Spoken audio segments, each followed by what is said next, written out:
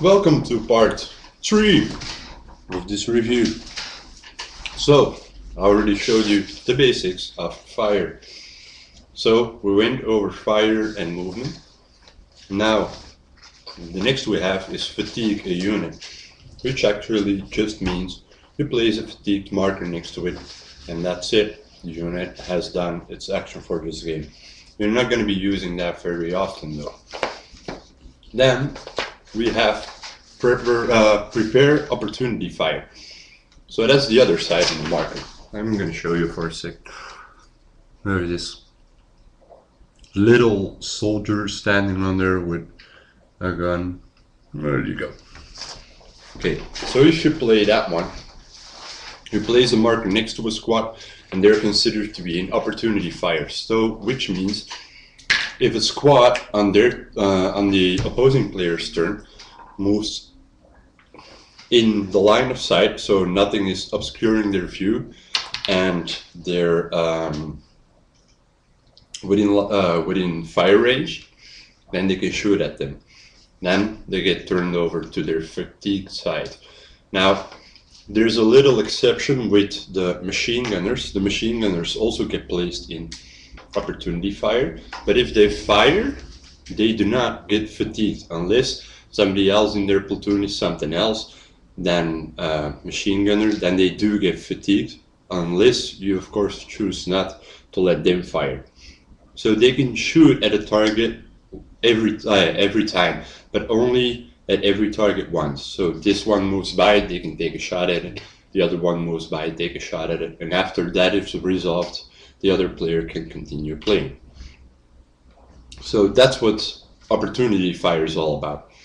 Now, of course, you have that you compose fire squads, so you have multiple teams join in and shoot at one target.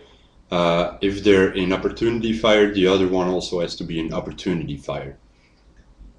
And with the normal units, the other unit just can't be fatigued, and you can shoot, let them both shoot at the same target, but it will only cost you one action, so it doesn't count like you move 2 troops. But they're both fatigued. Let's take a look what the next one is. The assault phase. When you make an assault phase, it means that you can move into a square containing another opponent, and you get to make a close assault.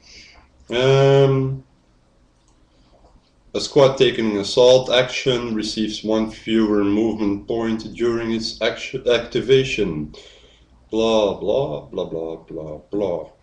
So that actually means you attack the player, the other player attacks you.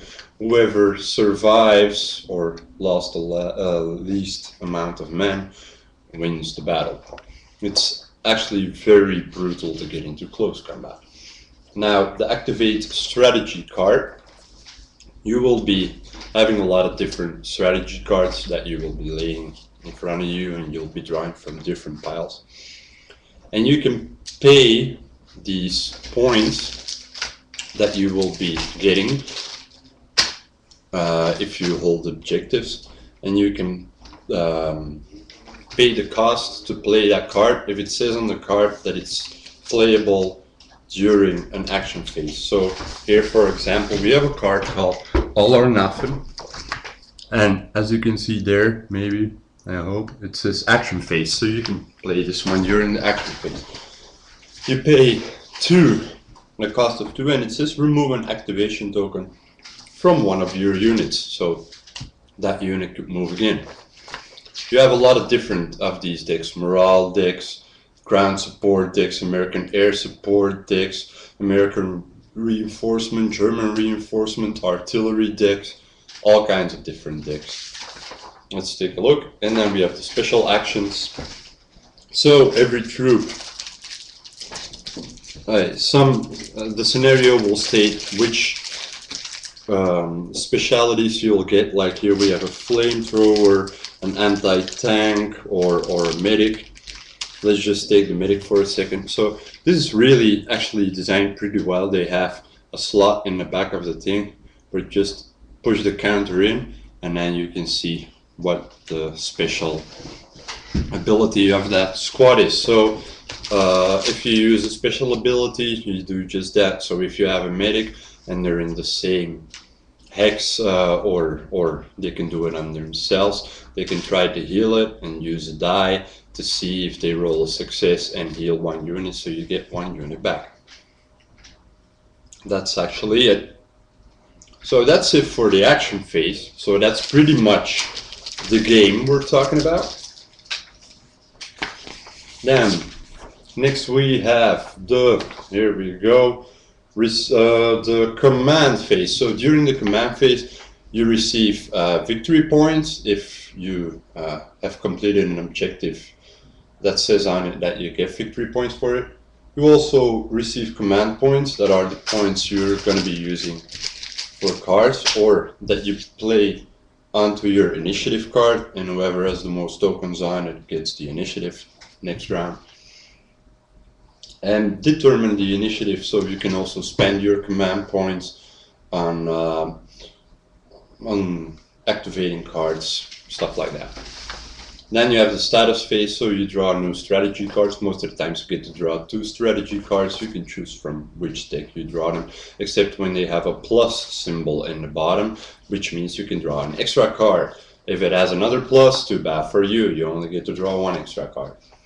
Now, remove the tokens. So in the end, all these tokens are going to be removed, except of course for the damage tokens and stuff like that. What else do we have?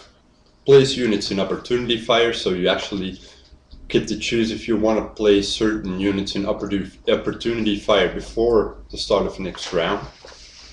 And then we have squad transfers, so if there's squads adjacent to each other and they have gotten casualties and there's a commander there, you can reassign them, stuff like that. And we have scenario reinforcements and events. So if there are any events happening and reinforcements, you can place them on the board and advance the round marker, and the game will end after a certain amount of rounds. You also have these special cards that you will be putting next to the board, and they will show you, like this one, it says Tank Ace. At the start of the game, place a victory objective marker on one of your tank units. This unit gains 2 firepower. Your opponent receives 3 command points if this tank is destroyed. So that are special little somethings to add a little bit of flavor to the game. So this all combined with a lot of different scenarios really makes for a very fun and replayable game. Now, I've heard some people complain about that the scenarios are not balanced, but then again, like I always say in war, no commander ever called another commander saying, how many troops are you going to bring to this battle? Oh, okay, 50, I'm going to bring 50 as well, and let's keep it a fair fight. It doesn't work like that. So you have to really use strategy to try to take the other player down, look for their weak spot. You can apply real combat strategies and stuff like that.